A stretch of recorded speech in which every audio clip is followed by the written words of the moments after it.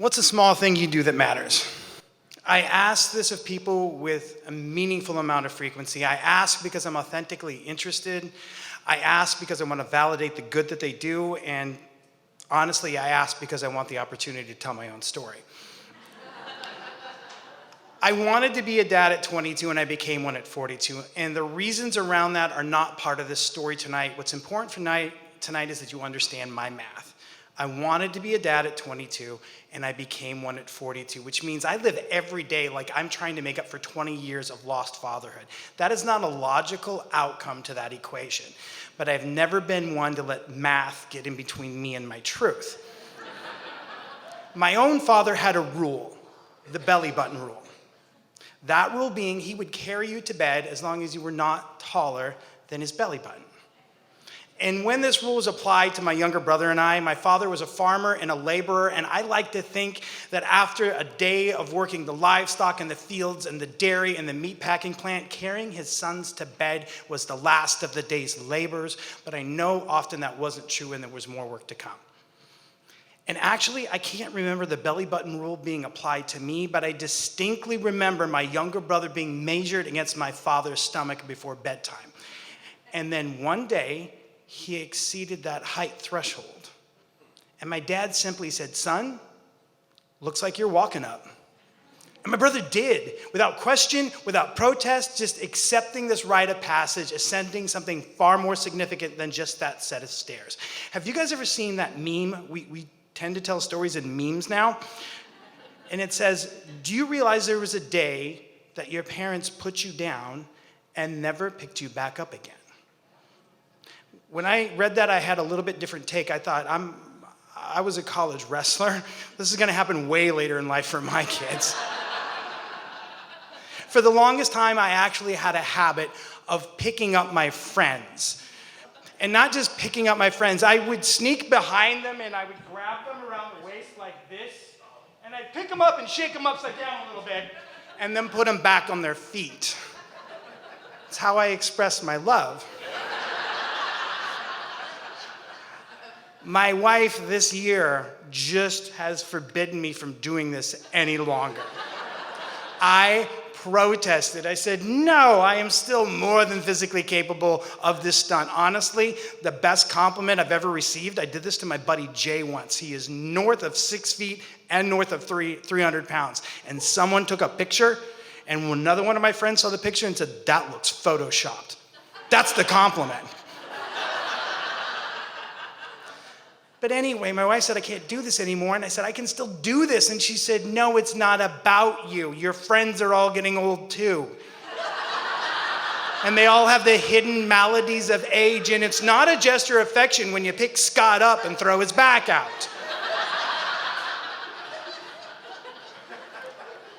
What's a small thing you do every day that matters? Ezra, my 6-year-old, is his own boy. He is a runner and an artist and a swimmer, and I am none of these things. The path to his heart is loud and wide and free of obstacles, and he gets all of these from his mom, and I love them both more for its manifestation in my firstborn. Ezra, hoisting people is not in his nature. He did not get that line of genetic code from his father. He only recently realized he can pick up Jack, our 2-year-old, and then he'll do so awkwardly like, I guess I can do this? But every day, Ezra asks me to pick him up. And I do, and it matters. This happens most often at bedtime. There is no belly button rule in my house, and there never will be. So I will say, "Ezra, time for bed." And he'll go, "Dad, will you pick me up?" And I say, "Yes." And then he goes, "Will you carry me upside down?" He has no idea of my affinity to turn what I love topsy-turvy, but I do it. When he was 4, I was carrying him upstairs, and I said, "Ezra, what are we gonna do when you are too big for me to carry?" And unknowingly, I asked a loaded question. At 49 years old, with a 6-year-old and a 2-year-old, I am the definition of old dad. Ezra recently, while he was brushing his teeth, said, "Dad, did you know you're way older than all my friends' dads?" And I said, "Yeah, does that bother you?" And he goes, "No, I think it's awesome. You're gonna be the first dad to turn 100.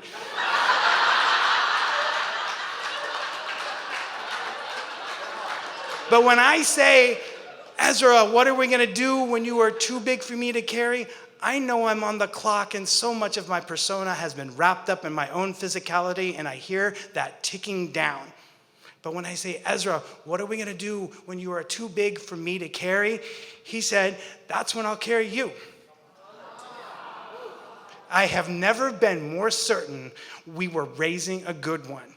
Dad, that's when I'll carry you, because I know right now I pick him up with ease and with joy, and someday roles are going to switch. And I know that I can't expect my son to pick me up with ease and joy. When that dynamic flips from father and son, it is not about ease and joy, but I know he will.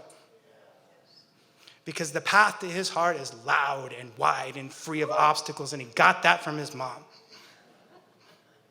Jack, my 2-year-old, last month, he's just figuring sentences out. Sometimes he looks at me and he goes, pick me up. Sometimes he looks at me and goes, pick you up. Means the same thing. But it was bedtime, and I said, Jack, bedtime, and he goes, pick me up? And I said, yes. And then he goes, carry me upside down? And I said, yes. Because it's a small thing I do, but it matters. And I know everybody in here every day is doing small things that still matter. And we are all storytellers here tonight. And we are all listeners to stories. And I ask you to do that. Make sure you ask somebody tonight, hey, what is a small thing you do that matters? And have the courage to tell that story. Thank you.